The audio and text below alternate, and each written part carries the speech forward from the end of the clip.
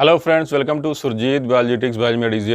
आज हम बात करेंगे एनिमल्स में होने वाले फंगल डिजीज़ को याद करने की बहुत ही आसान से ट्रिक के बारे में। तो आइए पढ़ते हैं।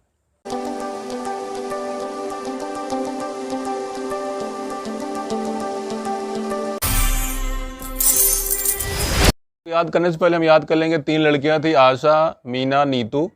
इन सबको क्या हो गया था? मेंटल डिजीज हो गई थी थ्रू ईयर अटैक्स। कान में अटैक होने की वजह से इनको मेंटल डिजीज हो गई थी, दिमाग की बीमारी हो गई थी। ठीक है ना? तो कैसे याद करेंगे इसको? लिख लेंगे आशा एक लड़की है, रीना दूसरी लड़की है, फिर क्या नीतू तीसरी लड़की है। आशा, मीना, नीतू आर मेंटल, सब क्या हैं? मेंटल हैं, दिमागी कमज़ोर हैं। कि कैसे मेंटल हो गई? Through ear infection attack. उनको क्या हो गया था? ईयर इन्फेक्शन का अटैक हुआ, जिससे कि वो क्या हो गए? मेंटल हो गई। इतना याद कर लेंगे। अब इसका मतलब क्या हुआ, जो मैंने आपको बताया हुआ, इसका मतलब क्या हुआ कि इन सब बीमारियों के नाम हम आसानी से याद कर लेंगे इस लाइन को याद करने के बाद। तो आशा से क्या मतलब होगा? आशा से होता है एस्परजिलोसिस। क्या होता है? एस्परजिलोसिस, जिसका दूसरा नाम क्या होता है? Lung disease. ये किससे जिम्मेदार होती है? फेफड़े की बीमारी के लिए जिम्मेदार होती है, इसलिए क्या होता है? Lung disease. अगला आता है रीना। रीना से लगना रीना रिंगवर्म। तो रिंगवर्म खारिज, खुजली या हो दाद, आपने सुना होगा, तो वही वाला रिंगवर्म होता है। फिर नीतू से क्या होगा? न्यूराइटिस। क्या होता है? न्यूराइटिस। सिंपल सी बात है कि न्यूरो जैसा लग रहा है ना, तो ऐसा लग रहा है कि दिमाग वाली बीमारी होती है। तो न्यूरो तो क्या होता है? नर्वस इन्फेक्शन होता है। इसमें नर्वस न्यूरॉन का इन्फेक्शन होता है, तो नर्वस इन्फेक्शन होता है। नर्वस इन्फेक्शन होता है। फिर आगे क्या होता है? आर का कोई मतलब नहीं है। मेंटल से हो जाएगा मेंटल डिसऑर्डर। ये हो जाएगा मेंटल डिसऑर्डर। ठीक है। इसका दूसरा नाम है क्रिप्टोकोकोसिस। क्रिप्टोकोकोसिस, ठीक है ना? क्रिप्टोकोकोसिस बोलते हैं, इसका दूसरा नाम है मेंटल डिसऑर्डर का, तो क्रिप्टोकोकोसिस बोलते हैं। फिर आता है थ्रू, मतलब होता है थ्रश डिजीज। Thrust disease. फिर ईयर इन्फेक्शन।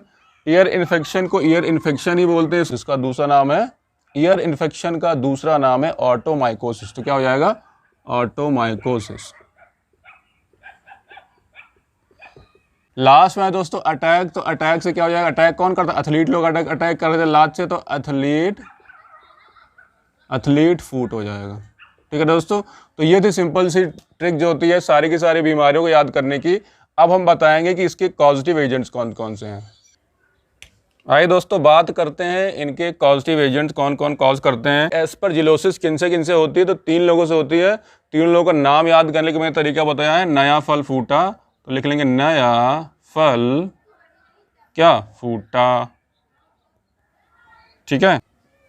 एस्परजिलस हो गया नाइगर, दूसरा हो गया फल्स, हो गया एस्परजिलस फ्लेवस, और तीसरा हो गया फूटा मतलब एस्परजिलस फ्यूमिगेटस। ये हो गए 3 के 3 जो कॉज करते हैं एस्परजिलोसिस को। आइए बात करते हैं रिंगवर्म की। रिंगवर्म भी बहुत ही ज़्यादा इंपॉर्टेंट है। इसको याद करने का तरीका क्या है? एनसीईआरटी में भी कई बार पूछा गया है। इसका तरीका क्या है? MET, MET ये तीनों जिम्मेदार होते हैं रिंगवर्म के लिए। पहला M मतलब वो क्या हो जाएगा? माइक्रोस्पोरम। क्या हो जाएगा? माइक्रोस्पोरम। फिर E हो जाएगा एपिडर्मेटोफाइटन। एपिडर्मोफाइटन।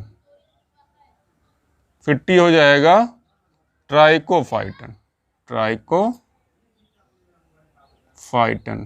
ये इंपॉर्टेंट इसलिए बार बार बता रहा हूँ, ये एनसीईआरटी में दिया गया और एम्स में AIPMT में लगातार पूछा जा रहा है। याद कर लेंगे MET, इसका नया फल फूटा।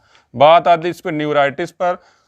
तो जब न्यूरो की बीमारी हो जाती है तो पस बहुत निकलता है, याद कर लीजिएगा। तो क्या हो जाएगा, म्यूकर पसिलस। क्या हो जाएगा, म्यूकर पसिलस,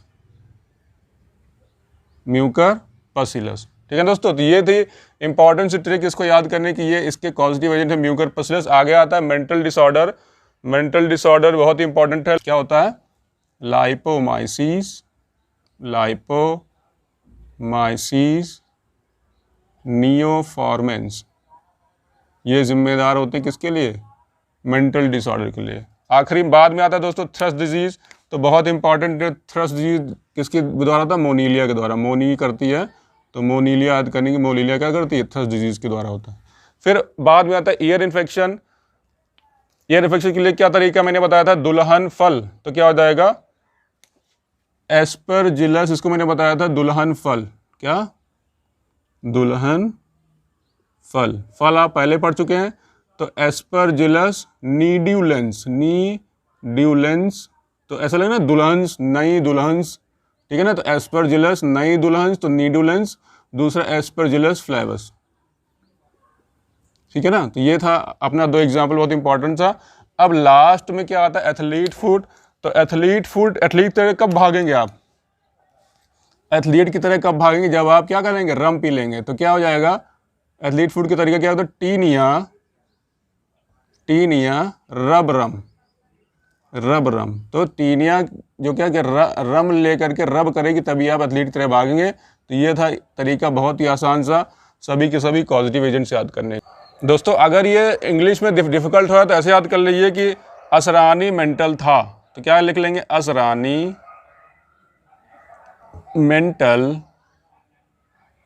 मेंटल था, THAA, ठीक है ना। तो ऐसे कि आपको आसानी से याद हो जाएगा। जो ऊपर वाला तरीका नीतू वाला, रीना वाला नहीं समझ में आ रहा है, तो असरानी हो जाएगा आस, तो AS हो जाएगा, री हो जाएगा री, फिर नी मतलब नीतू वाला हो जाएगा, ठीक है।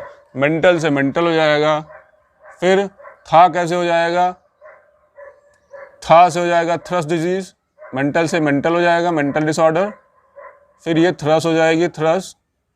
फिर ये ए से ऑटोमाइकोसिस, फिर ये हो जाएगा एथलीट फूड। ये मैंने इसलिए बताया कि बहुत बच्चों की इंग्लिश में दिक्कत होती है, तो ये बहुत ही आसान हो जाएगी, इससे भी ज़्यादा ही आसान हो जाएगा याद करना। मुझे उम्मीद है आपको पसंद आया होगा। तो ये थी बहुत ही आसान सी trick fungal disease of animals याद करने के लिए। मुझे उम्मीद है आपको पसंद आया होगा। दोस्तों अगर ट्रिक आपको पसंद आए तो प्लीज़ मेरे चैनल को लाइक करें, शेयर करें, सब्सक्राइब करें, नीचे लगा बेल आइकन ज़रूर दबाएं, जिससे कि नए वीडियोज़ का आप लोग नोटिफिकेशन मिल सके। Thank you.